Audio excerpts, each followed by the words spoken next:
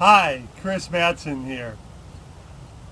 About an awakened heart is a big topic, but it can be broken down quite easily, which is when you were born, uh, you were in what Ram Dass called the God state. You could call it, it's a place of bliss. You were, Wayne Dyer spoke of the same thing, being toothless, a fat belly, poop your pants, can't walk, can't even talk. But even somebody just does something like goo goo gaga and you're in bliss because you're still in that state. You're still in the heart, in the God state. And then over time, the world comes at you with all of these different things. No, you can't have that, and all of these different things to program you and control you. And now what's going on is you slowly learn to move from your heart up into the head, into the ego. Now the ego isn't just I am so great and it's all about me. The ego is that part that is also about survival. It's doing its best to enter the God state, but it doesn't know how. I was watching a video a couple nights ago on bikers, Hell's Angels, and all those kind of people, and I recognized that without exception they were saying they joined the club because there was a sense of family, of togetherness, of needs met. They were using that vehicle to enter the God state. In a very similar way, a businessman will try to enter the God state through power, through control. Politicians and whatnot do the same thing. It's all about trying to get these things. And so the problem is with each one of these is they're based on the head and the ego. And not only do you not enter the God state through the head or ego, it's impossible. So all of the lessons and how many times do we hear about people with great wealth that committed suicide and have horrible lives and on and on. And the real reason is because those are false God states. It's very similar to addictions. It could be drinking or drugs, sex, anything. That it's still in the head, in the ego. And we're programmed and controlled to have a belief in separation.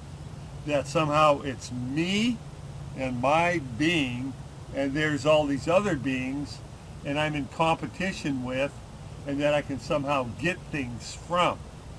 That's where, like the global elite, the Illuminati, the borders, all of these different kind of things, they're all based on that. They're trying to enter the God state, but because it's through the head and the ego, they don't know how. And so we'll have things like cures for cancer, but they're suppressed because there's money to be made through selling drugs or free energy devices like Tesla or whatever. But yet they're suppressed to keep people in control. That's all head ego. Now the awakened heart, what that's about is moving from the ego in the head into the heart space. And now from there, it's the opposite. Rather than competition, there's cooperation. Rather than seeking to dominate and control, there's giving and service. Rather than trying to suppress, you have compassion and mercy and want the highest good for all. Rather than obtaining lots of wealth and treasures on this earth, you discover that true wealth is not in how much you get, but in how much you give through your love, through your offerings, through your gifts from the heart. You realize that relationship is not based on contracts and agreements and trying to make it so that you control each other in some sort of thing. You do this, I'll do this, and then we're supposedly happy. Rather than that, it's a setting free. How can I love you? How can I bless you on your journey?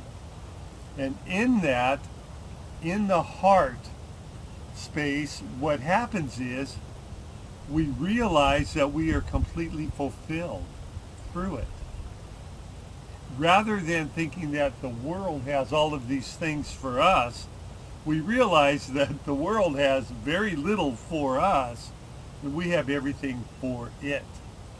We realize in the heart that it's this now moment, right now, this moment is a place for all the love, the beauty, the joy, all that which the head was trying to get, that in the heart we realize it's already ours in this moment.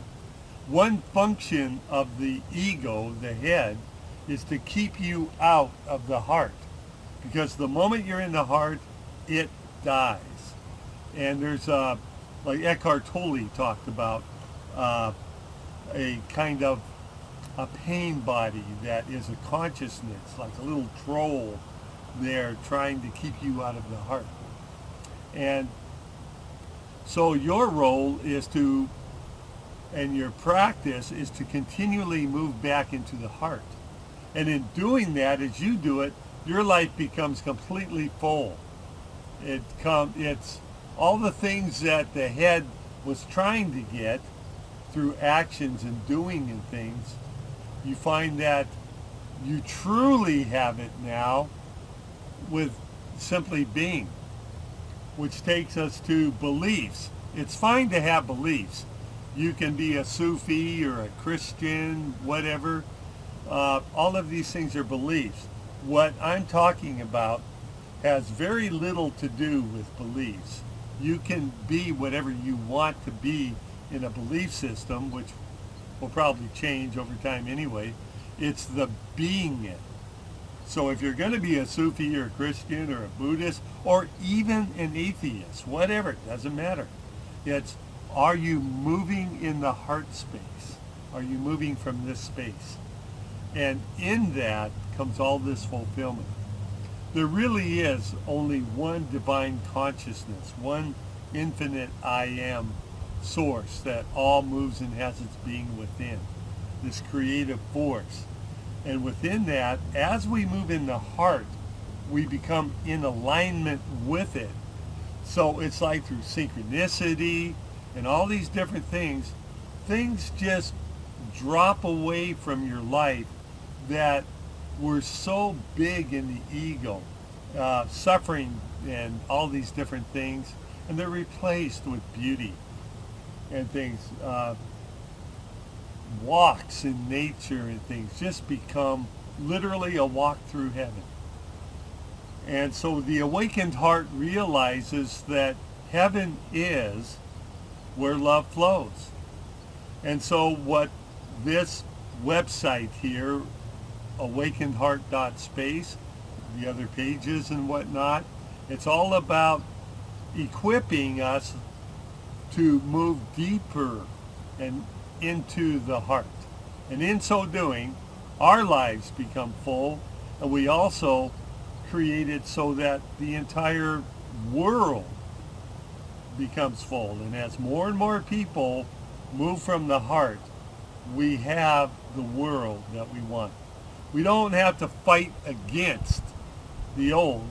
We simply bring in the new. And how we do it is start with ourselves. Any change we want to see outside of us, we do it by simply being it ourselves. If I want world peace, I will have a world of peace within. And with that, I love you. Love is always the answer to any question or problem. Namaste.